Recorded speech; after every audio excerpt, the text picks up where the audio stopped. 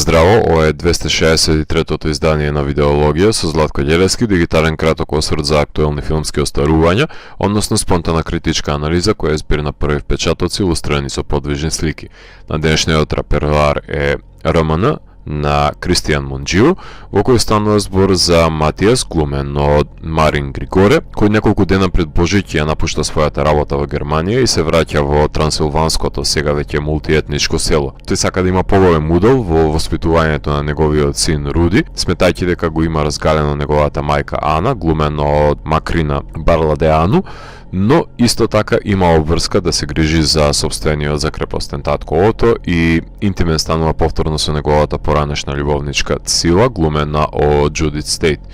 Во фабриката за производство на леп на Цила се вработуваат неколку нови работници од Шри-Ланка, кои со самото нивно присуство во селото ги револтираат мештаните и на површина излегуваат нивните фрустрации, конфликти и страв, кои не го зафаќа само малиот Руди, туку и разбеснетите возрастни, кои мотивирани од омразата и зависта ги земаат вилите во рака и се обидуваат на примитивен начин да ги избркаат непосакуваните работници, кои само сакаат левот да си го извадат за себе и својата фамилија. Филм кој најдобро ја опишува ксенофобијата на модерна Европа, од која не баш сите делови живеат во 21. век, како што е случајот со трансилваниското село, во кое се практикува стравот од дојденецот, другиот, поразличниот, стигматизирајќи ги трудолюбивите работници кои само сакаат да заработат за себе и за своите, но кога не би биле толку малоумни селаните, би согледале дека бојата на кожата и јазикот воопшто не ги прави поразлични битија од нив, напротив и тие сакаат честно да си го одработат своето. Имено, бојата на крвта во сите битија е иста, но ретко кој може да го свати тоа во романската паланка. Во една од највпечатливите сцени од филмот, долгиот кадар на собирот на жителите во селскиот дом, кај што го изнесуваат на видење на нивното гневење против дојденците и со детерминизам објавуваат петиција за нивно одселување и јавно прокламираат дека нема да го купуваат лебот кој е допрено страна на доселените, не баре се заразени, односно празни фоскули со кои само ќе се стави во финансиски долг фирмата, во која исто така вработени се членови од локалното население, меѓутоа на тие што милуваат да живеат на социјални примања, немаат намера да работат за ниските плати кои ги нудат за обработка на брашното. Социоекономската состојба на денешна Романија е ставена под лупа во филмот и секоја од завојуваните страни доаѓа со своевиден долгогодишен багаж од војната, која трае со децении, со прекурсори прикриени со слоеви на наврнат молк, уште пред да биде фирмата условно кажано уценета да земе Европски фонд за вработување на странските работници, алузија за нефункционирањето на мултиетничката замисла за Европа. Стравот од непознатото е клучниот двигател во филмот. Најпрвен, малиот Руди е уплашен од појавата на обесеникот кој го пронаоѓа во шумата, страв кој не го разбира неговиот татко и го препишува на родителствувањето на Ана, а од друга страна постоечки е стравот кај возрастните од поразличните од нив, кои не ги ни разбираат и наместо да станат жители на 21. век и разменуваат различни животни искуства во размејата на култури, како што тоа го прави едуцираната Цила, тие ставаат бели ќулавки и фрлаат запалени објекти во нивниот привремен дом со цел тие да одговорат со агресија и да внесат страв кај незаштитените работници со цел да ги избркаат од нивното идеално селце во кое со антагонизам гледаат и на унгарците како европски дојденци,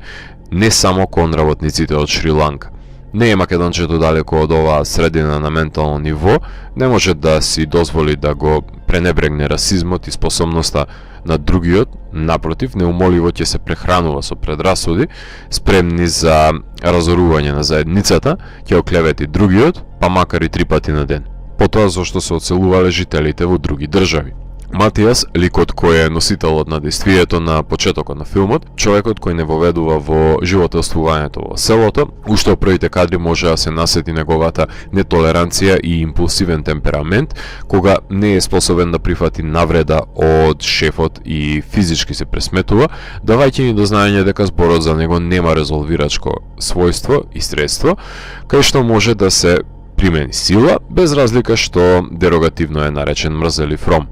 Неговото его е кршливо, мислејќи дека заслужува се што ќе посака, да биде негова волја, милум или силум, и таков е неговиот сооднос со сопругата која ја обвинува за разголување на синот, реагирајќи од страв дека ќе стане слабак со самото тоа што покажува емоции. Додека сме кај покажување на емоции во соодносот со дојденката Цила, која има високо образование, свири виолончело, слуша музика од In the Mood for Love и има поразличен поглед на животот од него, со оглед на тоа што има емпатија кон работниците, на пример, Матијас ќе демонстрира потреба од физичка интима со Цила, иако ќе го даде неговиот подпис за протерување на работниците од незината фирма.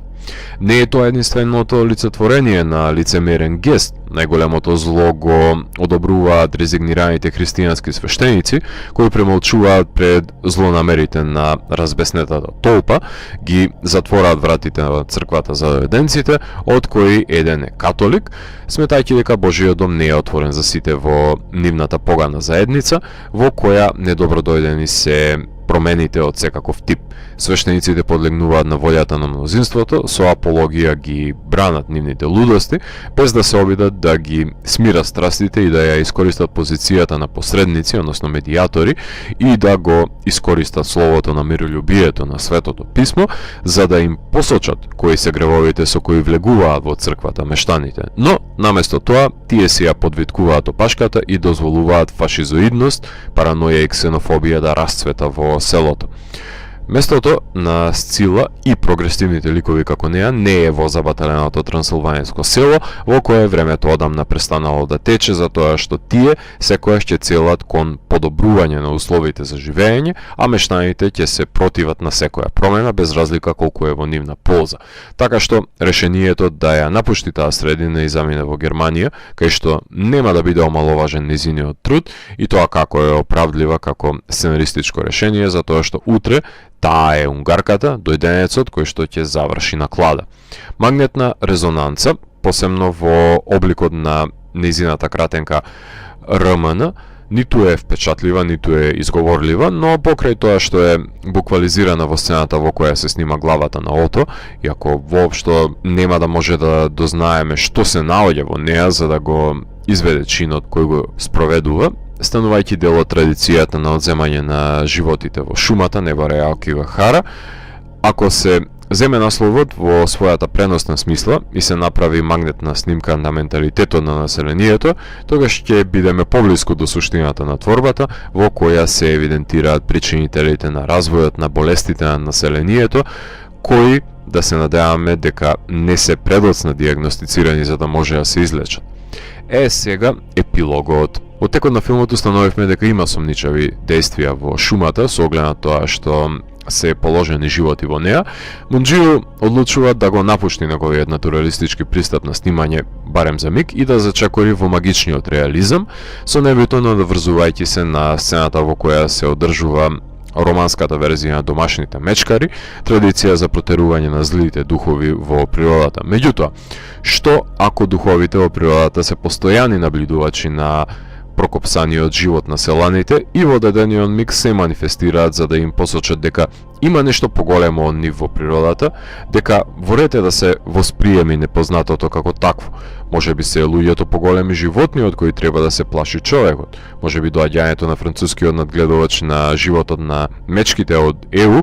има позначаен удел од неговото исмевање од мештаните. Убеден сум дека по завршувањето на филмот секој гледач ќе си го интерпретира крајот низ своја призма, да дојде до свое согледување, меѓутоа ќе остане да се дебатира за него, што го бележам како успех на РМН. Ако се навратите 3 епизоди назад во идеологија, ќе дојдете до еден друг европски филм, кој на одличен начин исто така ја прикажа ксенофобијата кон дојденците во локалната местност, но овој пат во Шпанија, односно тоа е филмот The Beasts, кој многу лесно може да се компарира со филмот на Монџио, но за разлика од него ја нема нишката на расизам, туку се потпира на болестите на национализмот во шпанската вукојебина. Ксенофобијата во урбана средина може да ја забележите во филмовите на Спайк Ли, посебно во Do the Right Thing, а во Европа претходно ликот на Никол Кидман беше жртва на овој страф од дојденецот во Догвил на Ларс фон Трир, а токму романец првично е жртва на ксенофобија и потоа наоѓа љубов во God's Own Country во 2017 година. Романскиот колега на Мунџију, Раду Жуде, пред неколку години сними уште еден филм кој беше анализиран во видеологија, во кој имаше линчување на прогресивен лик во Bad Luck Banging or Looney Porn. За пофалба е монтажата на Мирчеа Олтеану, затоа што на безпрекорен начин е доловено течението на дејствието, кое го воведува гледачот со помош на доаѓањето на отпуштениот работник во селото, за преку негова корелација со таткото, сопругата и поранешната љубовничка да се исцрта поголемата слика за омразата кон дојденците, како наметнувачка проблематика, горлива европска тема и расплени дејствието со цел да се воочи менталитетот на стадото, како и успешно да се паралелизираат двата света, во кој составен дел се Матијас и Цила, доловувајќи го контрапунктот на нивното животно искуство и поимање на свет со спротивставувањето на снименото одвивање на секојдневието. Некој е среќен во кафани, а друг во опера и балет. Вештината да се влее во гледачот постоечката можност за вриење на страстите во лоенцот на емоции и негово претурање, односно еруптирање во секој миг, говори за способноста за задржување на неговото внимание и ангажираност во гледањето. Со директор на фотографија Тудор Владимир Пандуру имав можност да се запознам на фестивалот Браќа Манаки во Битола, кај што гледав неговиот нов краток филм кој го снимаше Софија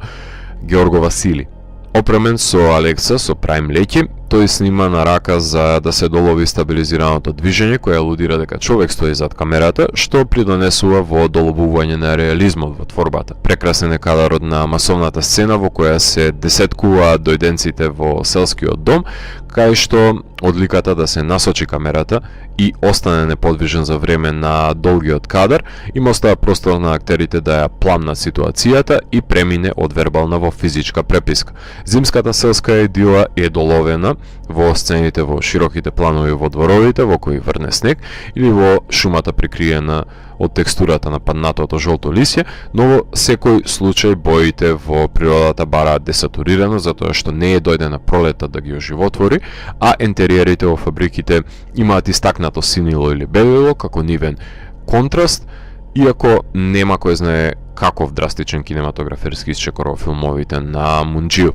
Без разлика на тоа што ќе звучам како расипан грамофон, морам и во случајот на овој филм, како и во сите дела од романскиот натуралистички бранд, да напоменам дека губиток е анулирањето и иземањето на музиката во едно дело. Јасно е дека стилска определба е во прашање, меѓутоа потенцијалот кој го има музиката за изразување на површина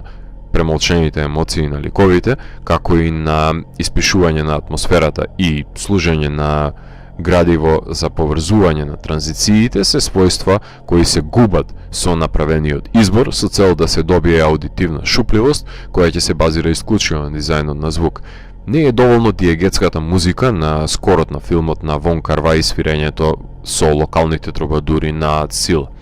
Режисерот Кристијан Мунџију е еден од поборниците на новиот романски филмски бранд, заедно со Пуију, Мутуреску, Жуде, Недзер и Ситару, кои што беа авторите кои ги атакува европските филмски фестивали во раните 2000-ти, освојувајќи ги престижните награди на нив, надоврзувајќи се на долготрајната традиција на италијанскиот неореализам со нивната социокритика и пресек на душевните болести на модерна Романија. Мунџију ја започна својата филмска кариера со бројни кратки играни филмови кон крајот на 90-тите, за да го снеми првиот долг Оксидент од 2002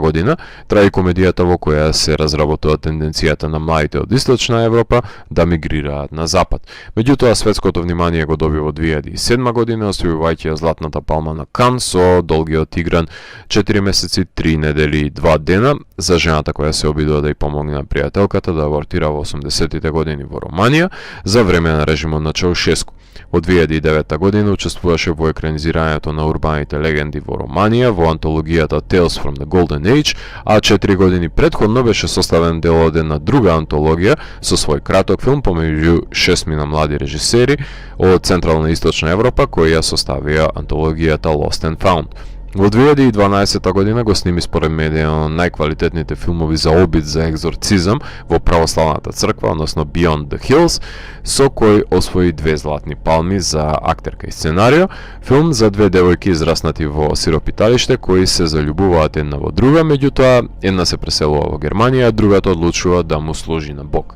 За во 2016 година да го сними Graduation, уште еден филм засаден во трансилваниско село, меѓутоа овој пат со односот помеѓу таткото и ќерката е во преден план, кај што непосредно пред да се отвори можност за ќерката да студира во странство, подлегнува на насилен чин, кој го става таткото во небрано како да реагира, дали да ги следи принципите на кои ја има одгледано ќерката или да врати со насилство на насилство, со кој Мунџиу освои златна палма за најдобра режија. Вратите на најголемите европски филмски фестивали секогаш ќе бидат отворени за Мунџиу и неговите филмови ќе имаат поголем досег, затоа што авторот знае да ги евидентира проблемите кои го разјадуваат романското општество и да ги преслика во интимните приказни во кои романскиот евримен го поставува пред свршен чин, односно пред носење на немили одлуки кои се косат со неговото морално и етичко размислување, финиширајќи гласно и силно во своите филмови. Колку и да е кохерентен филмот, неговото сценарио е пречвакано, ама убаво синтетизирано.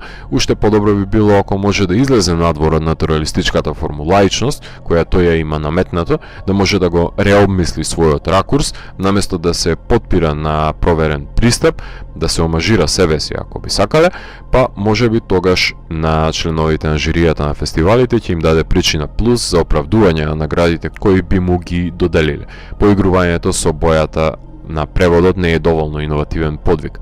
Филмот имаше својата премиера во официјалната селекција на Канскиот филмски фестивал, а потоа беше награден со Златна кула за најдобар филм во Палиќ, а потоа беше прикажан на огромен број на фестивали во Чикаго, Нью Хорайзонс, Цирик, Торонто, Хамбург, Бусан, Нью Йорк, Гент, Виена, Токио, Љубљана, Палм Спрингс, Софија, Гетеборг и играше на домашниот фестивал Синерис, кај што немав можност да го погледнам, затоа што во исто време се одвиваше проекцијата на фестивалот Крацери, односно фестивалите сакаа по секоја цена да го имаат на репертоарот новиот филм на Мунџиу, но ретко кој сакаше да го награди. Не знам колку беше оправдлива одлуката представник на Романија за интернационален Оскар да биде Immaculate, од филмот кој што играше во Венеција, наместо Магнетната резонанца на Мунџиу, затоа што секогаш ќе постои можност да се доближи до номинација филмот на Кристијан, што не се случи со Immaculate. Филм кој на најдобар можен начин прави пресек на ксенофобичното неприфаќање на дојденците во Европа,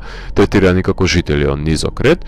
споредувани со примитивци и животни, иако тие само сакаат да си го заработат нивниот леп на чесен начин, како и сите други, констатација која говори повеќе за мештаните кои говорат со јазикот на омраза на секоја добродетелна промена во селото. Филм за стравото, непознатото и непознатиот, кој го става уплашениот човек да се потпре на неговата прималност и бурно реагира, занемарувајќи еволуцијата на разумот. Меѓутоа, во село во кое се живее во 14 век, додека останатиот свет живее во 21 век, неминовно е секој знак на прогрес и размена на култури да се претолкува како агресија врз родното огниште. Поради ваквото малоумие, ова трансилваниско село ќе биде испразнето, одселено и човечкиот талок ќе остане да вегетира во него и на крајот заврши да виси на гранка во шумата. Ако морам да го евалуирам, тогаш романа од мене има 4,5 од 5.